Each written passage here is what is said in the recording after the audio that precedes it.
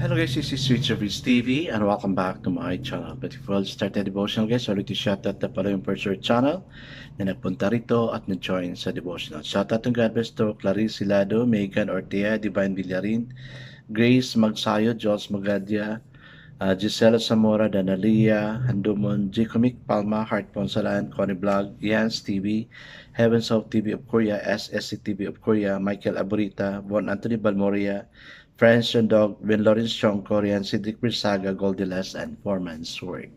Shoutout na rin sa mga hindi nakisabay na manood sa devotional but still napunta pa rin dito para manood at makinig sa devotional. God bless us all guys.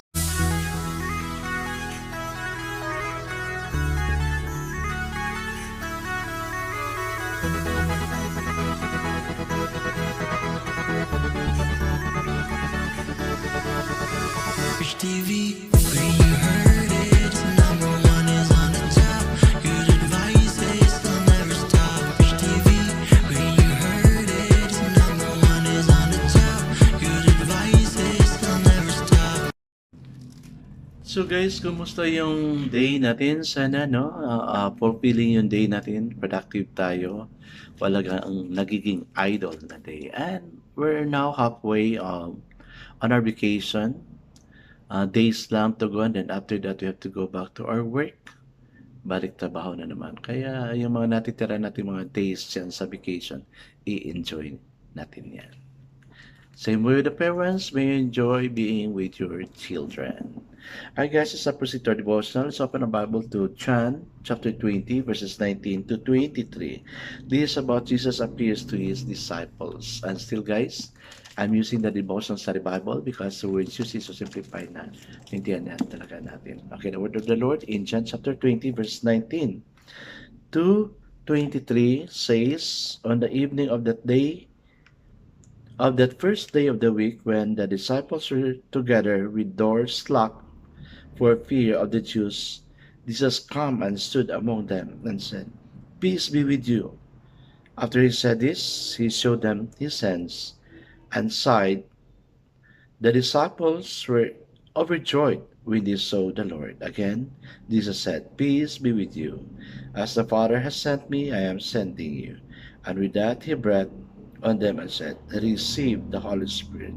If you forgive anyone his sin, they are forgiven. If you do not forgive them, they are not forgiven." Amen. And amen. I guess let's now pray. Father God, how we long also to receive the presence of the Holy Spirit in us, O Lord God. So the Holy Spirit will take full control of our life. Same way, the way you breathed your Holy Spirit to your disciples. Lord, forgive us of our sins and teach us to forgive those who sins against us. So may we have you in our heart, O God. Father God, hear our prayer. Thank you for those who are here. They're the handpicked among many that I invited. And thank you for the presence. Continue to bless them, dear God.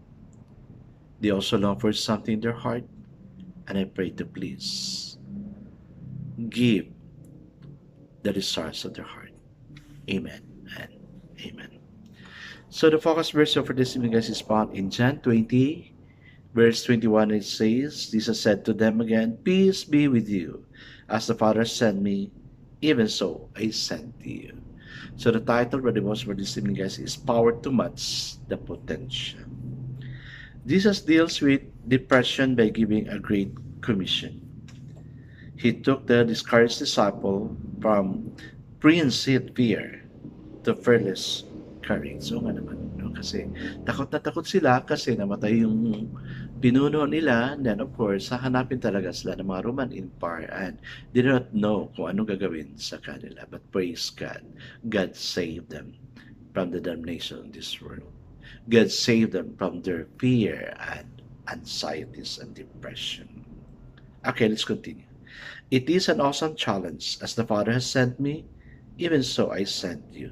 That means you are to be extension of the incarnation, continuing the ministry he began as Jesus of Nazareth. The things he did, we are to do. The power he exposed, we are to experience. The victory he had over evil, we are to live victoriously. The Great Commission was followed by promise of an amazing power. Jesus said, receive the Holy Spirit. That's the answer to the riddle of our inadequacy. The Spirit is the inner driving power of love from within us. Jesus does not give us tasks to do greater than the power to do them that He provides in the Holy Spirit. This is our source of courage. We do not need to apologize or equivocate. We have a purpose now. He sent us into our homes, places of work, the community as His people, extension of His love and power. May tanong ako sa inyo guys, no? Paano nakita ng tao ang love ni Lord sa iyo? Ikaw, paano mo nakita yung love ng Panginoon sa akin? Please comment sa comment section. Yes guys, ito yung extension of God's work na dapat hindi natin kaligtaan gawin. One Sunday morning, as I'm about to go out to a church,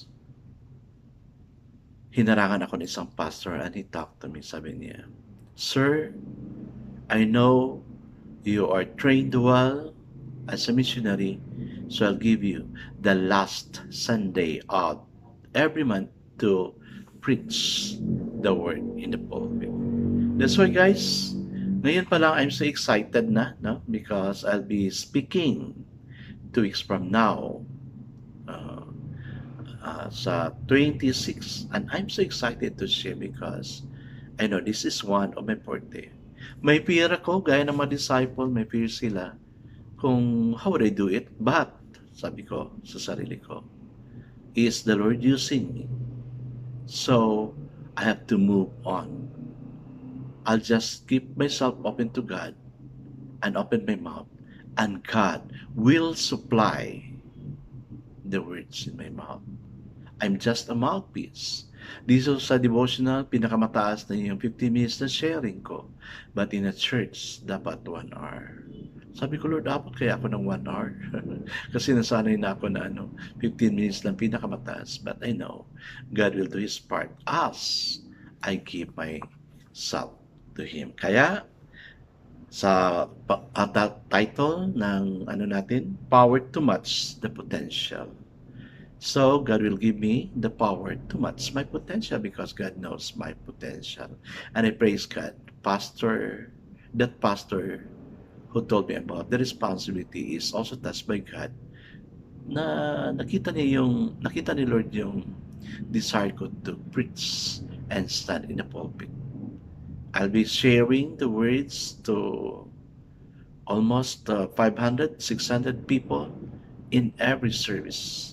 Kasi malaki yung church namin. Then 3 services. And I really praise God. It is such a nice gift. Sana guys tayo, pagamit din tayo kay Lord. Hi guys, let's now pray. Father God, we will greet this day with purpose and power. Amen and amen. Guys, remember the purpose and power. Let's claim it as the Lord will continue to do His work in us for His people. God bless us always because I know God shall bless us 10 times better. This is again the Rich TV. Kita-kita tayo mula sa muli. Paalam!